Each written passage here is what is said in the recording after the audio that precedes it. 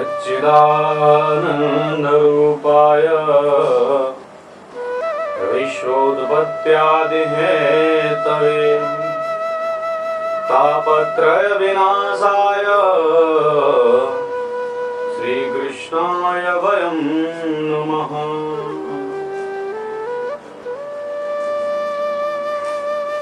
भगवान श्री बालकृष्ण को प्रणाम करते हुए आज पुनः आप सभी भागवत भक्तों के समक्ष अपने इस व्रत 84 कोष परिक्रमा के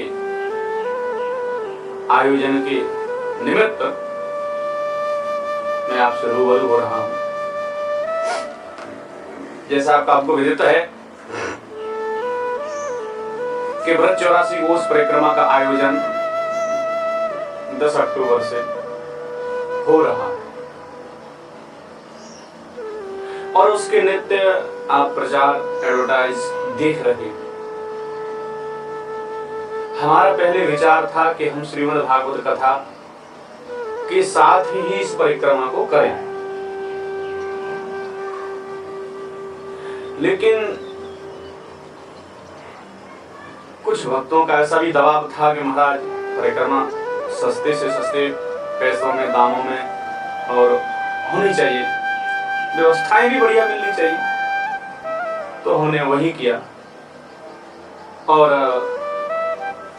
जिस कारण से हमें श्रीमद् भागवत की कथा को परिक्रमा में से हटाना पड़ा, किंतु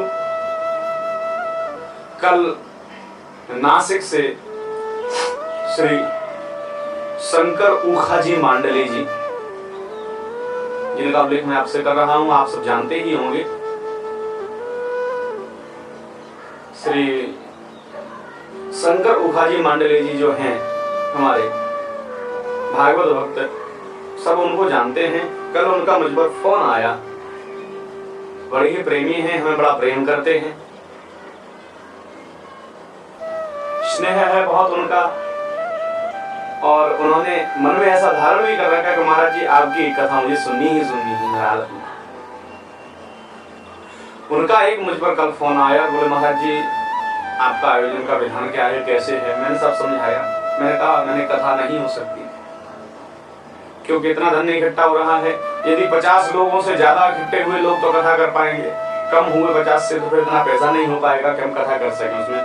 क्योंकि आज के समय में कथा के लिए ही संगीत, साउंड, माइक और सब लगा के करीब 50 से 60 हजार रुपए का खर्चा बैठता है।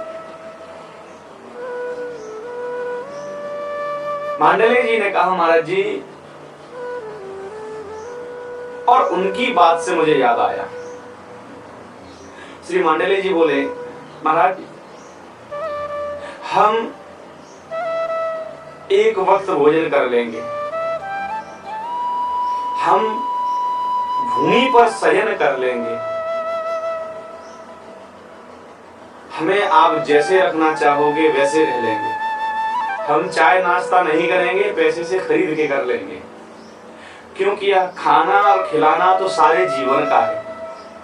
एक भक्त के हृदय की बात, एक भक्त ने अपने हृदय की बात मुझसे कही, महाराज जी खाना खिलाना तो सारे जीवन भर का है, लेकिन ब्रज मंडल की ब्रज रज में बैठ करके भगवान श्री कृष्ण जिस जगह पर जिस रज में खेले, उस रज में बैठ करके और उन्हीं भगवान श्री कृष्ण की कथा सुनने का सौभाग्य हमें जीवन में कभी मिल नहीं पाएगा। तो महाराज हम भोजन के भूखे नहीं हैं, हम तो सिर्फ कथा के भूखे हैं।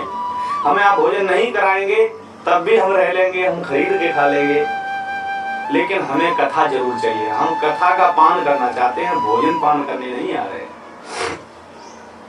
यह उनके मन का जो हृदय का भावनाएं थी मुझे बड़ी अच्छी लगी।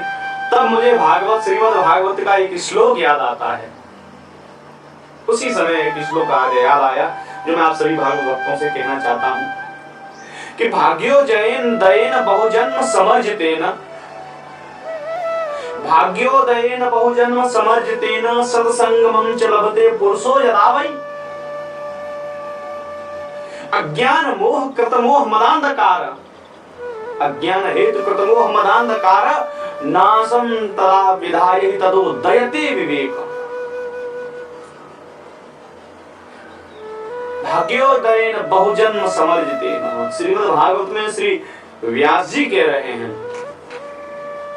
कि किसी व्यक्ति के एक जन्म के नहीं, बहुजन्म यानी हजारों लाखों करोड़ों जन्मों के पुण्य जब उदय होते हैं, तब उस मनुष्य को, उस प्राणी को, उस जीवात्मा को श्रीमद् भागवत कथा सुनने का सुअवसर प्राप्त होता है। भाग्योदयेन बहुजन्म समर्जितेन सत्संगमं च लभते पुरुषो यदा वै। श्रीमद् भागवत कथा सुनने से आपको पुण्य मिलता है ऐसा नहीं है।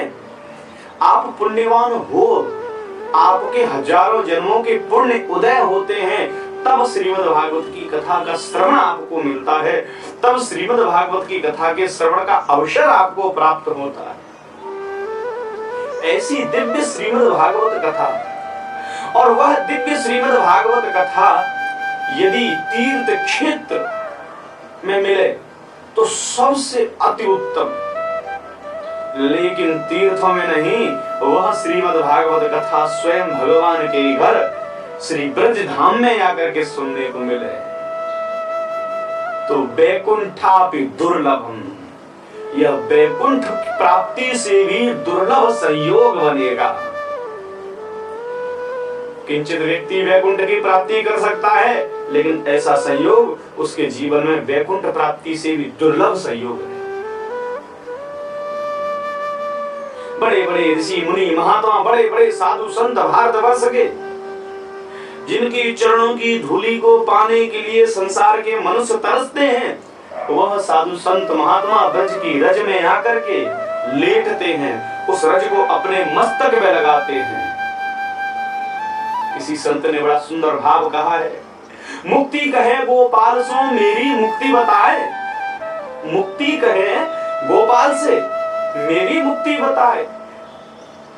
मुक्ति ने भगवान गोपाल से कहा है, प्रभु मैं दुनिया की मुक्ति करती हूँ, मेरी मुक्ति कैसे होगी? भगवान श्री बालकृष्ण बोले उनसे कि ब्रज रज उड़ जब मस्तक लगे तो मुक्ति की मुक्ति है जाए। हे मुक्ति, जिस दिन तेरे मस्तक पे ब्रज की रज लगेगी उस दिन तेरी भी मुक्ति हो जाएगी। ऐसे से ब्रज क्षेत्र की ब्रज की रज की महिमा है। यहाँ की तो धूल में लेटने का महत्व है। ब्रज का महत्व यदि आपको प्राप्त करना है, ब्रज के यदि महत्व को आप समझना चाहते हैं, तो जब तक ब्रज की रज में नहीं बैठोगे, ब्रज की रज में नहीं लेटोगे, ब्रज आपके समझ में नहीं आएगा। धरती पर बैठने की महिमा है, रज में लेटने की महिमा है। और ऐसी दिव्य श्रीमद् भागवत कथा यदि ब्रज की रज में बैठ करके हमको सुनने को मिले तो मुझे लगता है इस और ऐसा दिव्य आयोजन यदि हम पर्सनल रूप से करना चाहें तो कोई भी नहीं कर सकते, लेकिन भगवत कृपा से सभी के सहयोग से यह दिव्य आयोजन होगा। तो भक्तों की जब मैंने इतनी पीड़ा सुनी, निवेदन सुना,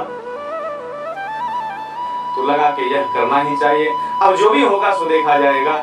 अब सौंप दिया इस जीवन का सब भार तुम्हारे हाथों में, है जीत तुम्हारे हाथों में, है हार तुम्हारे हाथों में। हे परमात्मा, आप जो करवाना चाहेंगे हम वह करेंगे। हम अपने मन से क्या सोचें, क्या विचार करें।